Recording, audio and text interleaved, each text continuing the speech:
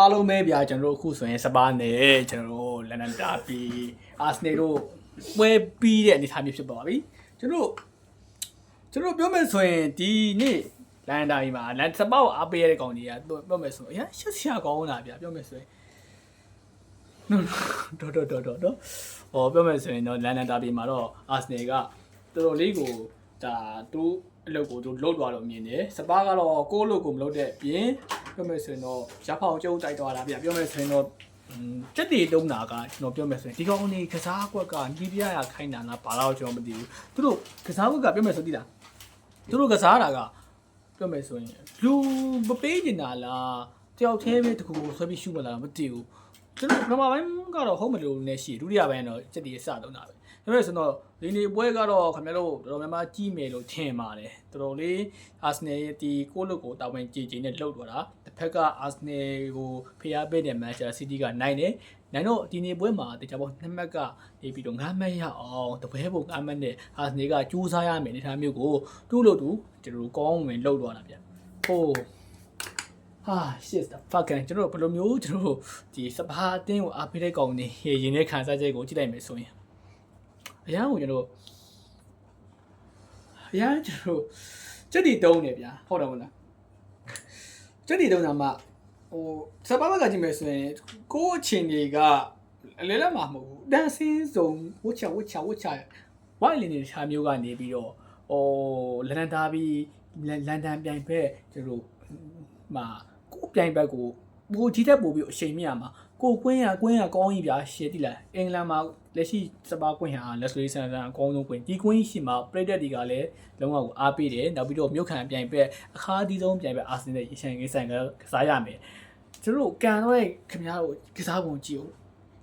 ချက်တေးရစုပ်ပြတ်တဲ့အောင်တုံးတာကျွန်တော်ကိုသိန်းမို့လို့ဒီကိုသိန်းမို့ကိုနေငါကိုင်းတော့ပြီးတော့တယောက်ချင်းစီကိုကျွန်တော်မိုင်းနေတဲ့ဆဲဘိုင်းနေတဲ့ဆဲပြီးဘယ်လောက်တုံးလဲဆိုတော့ဒီတိုက်စစ်မှာကိုလိုမွားနီးကရုံးရှာပါတယ်ဒါပေမဲ့လူလည်းရုံးတော့ရုံးတာပဲဒါတက်နိုင်ဘူး1-4 ရလနဲ့ပွဲပြီးသွားတယ်အားလုံးပဲကျွန်တော်အာဆင်နယ်ဘက်ကတော့ပြောစရာညာချမ်းနေဖြစ်မယ်မန်စီးတီးလိုက်လာပေမဲ့ကိုလိုကိုကောင်းကောင်းလုပ်တာမယ်ဆိုရင်တော့သူတို့ဒီဒါသူတို့ဖလားပဲပြောမယ်ဆိုရင်တော့ဘောပန်တန်တွေကသူတို့ခြေချိုခဲ့တဲ့ဟာကိုဒီနေ့စပါးနယ်ပွဲမှာသူတို့ပြန်ပြီးတော့ဒါအနိုင်ပြန်ပန်းခဲ့တယ်အဇီးကတော့စပါးကို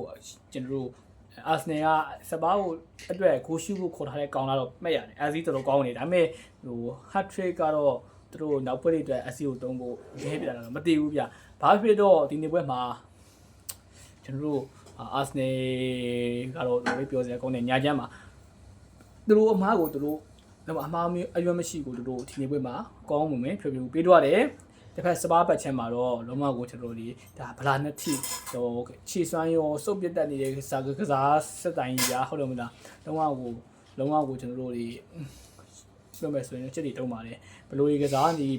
နေလောက်မသိတော့အောင်ချက်တီတုံးပါသိလားဟိုစပါးတင်းကစားနေတာကိုကြည့်မယ်စားတစ်တော့ဘဝကောင်မလေးဆိုဖိန်းကြီးကြည့်ရမှာချက်တီကောင်းနေတယ်ပြောစရာကောင်းနေတယ်မြစ်စီပါတာရှီလေးအဲ့လောက်ကြည့်ဗျာဟုတ်တယ်မလားတစ်တော့ဘဝဆိုချိုးလေးတွေကြည့်ရမှာအကဲကြည့်တာမှဟိုတော်တော်လေးကိုပြောစရာကောင်းအောင်မသိလားစပါးတင်းကွင်းကိုတွားကြည့်မယ်လက်မခရီကိုလေကျွန်တော်တို့ဒီလိုင်းရောမှာခဲစားနေဖိုးတစ်ခေတ်ကိုတွားလှူတာမှဟိုကုသိုလ်ရအောင်မယ်ဗျာ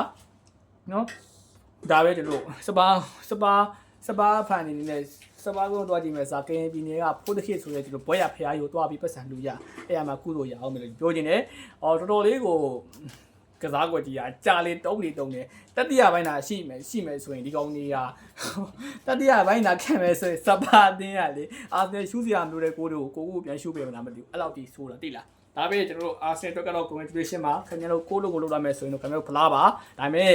ခင်ဗျားတို့ဟိုစပါးကိုနိုင်ပြီးတော့ဖီးတက်မလေးဖို့လွယ်ပါတယ်ဒါပါပဲဘိုင်ပါ